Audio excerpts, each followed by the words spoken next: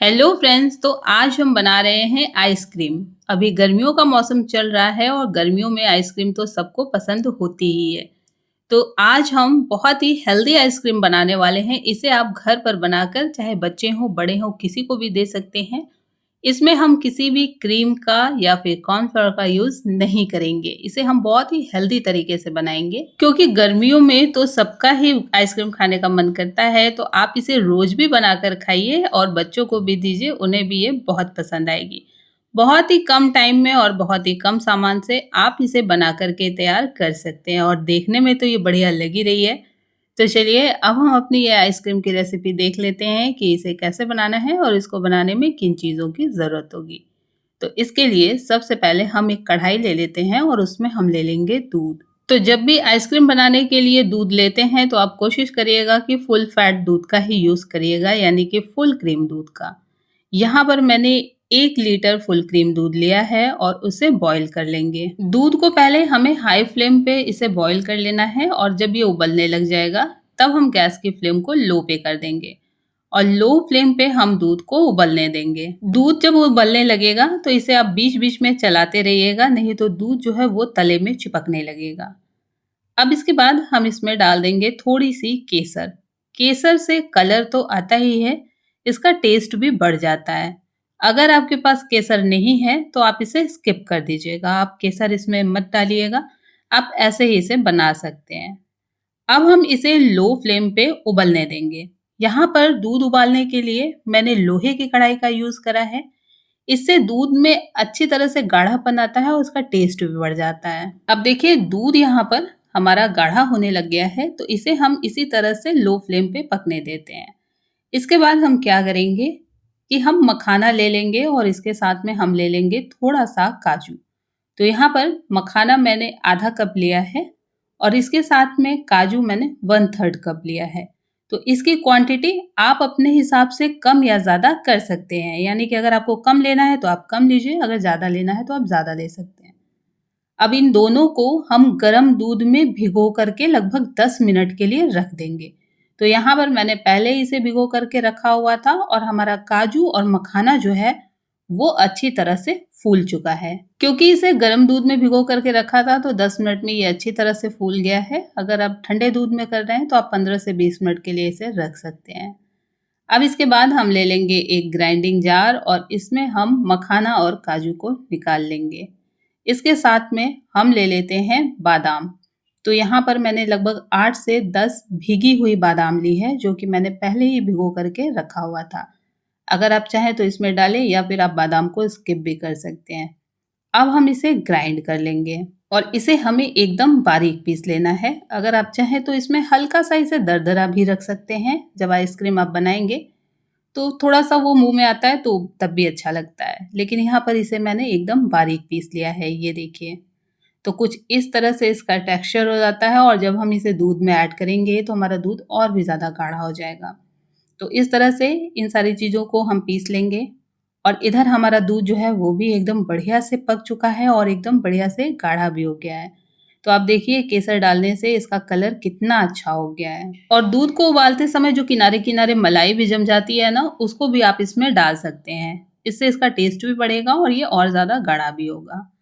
अब इसके बाद जो हमने काजू, मखाना और बादाम पीस करके रखा था वो हम इसमें डाल देंगे और यहाँ पर हम गैस की फ्लेम को एकदम लो पे ही रखेंगे। मतलब हमें स्टार्टिंग में गैस की फ्लेम को हाई करनी है सिर्फ दूध को बॉईल करने के लिए, उसके बाद हमें लो फ्लेम पे ही दूध को पकाना है।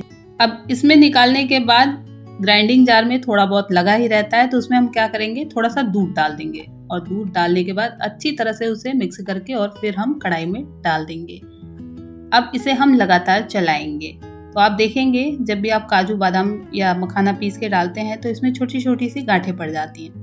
तो इसके लिए हमें क्या करना है, इसको लगातार चलाते रहना। और फ्रेंड्स, अगर आप चीनी की आइसक्रीम बनाना चाहते हैं तो इस स्टेज पे आप चीनी इसमें डाल सकते हैं। यहाँ पर हम आइसक्रीम गुड़ के साथ में बनाएंगे, इसके लिए दूध में हम चीनी या गुड़ नहीं डाल रहे हैं, उसे हम बाद में ऐड करेंगे। तो आप अगर चीनी से बनाना चाहते हैं तो इस स्टेज पे आप चीनी डाल के और इसे लगभग 5 मिनट और पका सकते हैं। अब देखिए दूध हमारा जो है एकदम अच्छी तरह से गाढ़ा हो चुका है और इससे ज़्यादा गाढ़ा दूध हमें नहीं करना है, नहीं तो फिर वो जम जाएगा। तो इस स्टेज पे हमें क्या करना है, गैस की फ्लेम को ऑफ कर देना है और इससे ज़्यादा हमें गाढ़ा नहीं करना है। तो अब हम गैस की फ्लेम को ऑफ कर देते हैं। अब इसके बाद दूध को हम ठंडा होने के लिए रखेंगे। और जब भी आप आइसक्रीम या कुल्फी बनाने के लिए दूध को बॉईल करते हैं तो उसे पहले पूरी तरह से ठंडा कर लें, उसके बाद ही आइसक्रीम या कुल्फी बनाएं। गर्म दूध के साथ में कभी मत बनाइएगा। अब दूध को हम ठंडा होने के लिए रख देते हैं और ये देखिए दूध हमारा पूरी तरह से ठंडा हो गया है और कितना गाढ़ा भी हो गया है। अगर इससे ज्यादा हम पकाते तो दूध हमारा और ज्यादा गाढ़ा हो जाता। तो अब हमें क्या करना है, एक ग्राइंडिंग जार लेना है और अब हम इसमें दूध को पलट देंगे। तो आज की ये आइसक्रीम हम गुड़ के साथ में बनाएंगे। आप एक बार इसे ट्राई करिएगा, आपको बहुत ही ज़्यादा पसंद आएगी। और अगर आप गुड़ के साथ में नहीं बनाना चाहते हैं तो आप इसमें चीनी का यूज़ कर सकते हैं। अब ग्राइंडिंग जार में हमने दूध को निकाल लिया है। अब हमें डाल देना है गुड़। तो यहाँ पर मैंने आधा कप गुड़ लिया है। गरम दूध में गुड़ को नहीं डालना है, नहीं तो दूध हमारा फट जाएगा। इसके लिए हम इसे पहले पूरी तरह से ठंडा कर लेंगे और फिर ग्राइंडिंग जार में गुड़ के साथ में इसे ग्राइंड कर लेंगे ताकि दूध हमारा फटे नहीं। और इस तरह से गुड़ भी अच्छी तरह से मिक्स हो जाता है, इसे पकाने की जरूरत नहीं है। अब देखिए यहाँ पर मैंने ग्राइंड कर लिया है और सारी चीजें अच्छी तरह से मिक्स हो गई हैं और इसका कलर और भी बढ़िया हो गया है और इसका टेक्सचर आप देख सकते हैं। तो अब ये आइसक्रीम बनाने के लिए एकदम तैयार है। तो इस तरह से आप गुड़ की आइसक्रीम घर पर बना सकते हैं। अब आइसक्रीम बनाने के लिए आपके पास जो भी बर्तन है, आप जिसमें भी बनाना चाहते हैं आप बना सकते हैं। इसके लिए आप आइसक्रीम मोल्ड भी ले सकते हैं और इस तरह के आप ग्लास भी ले सकते हैं। ये तो लगभग सभी के घर में होता है। या फिर अगर इस तरह का छोटा ग्लास है तो आप इसमें भी आइसक्रीम बना लीजिए। या जैसा भी बर्तन है, जैसा भी मोल्ड है, जिसमें आप बनाना चाहें आप उसमें आइसक्रीम बना सकते हैं।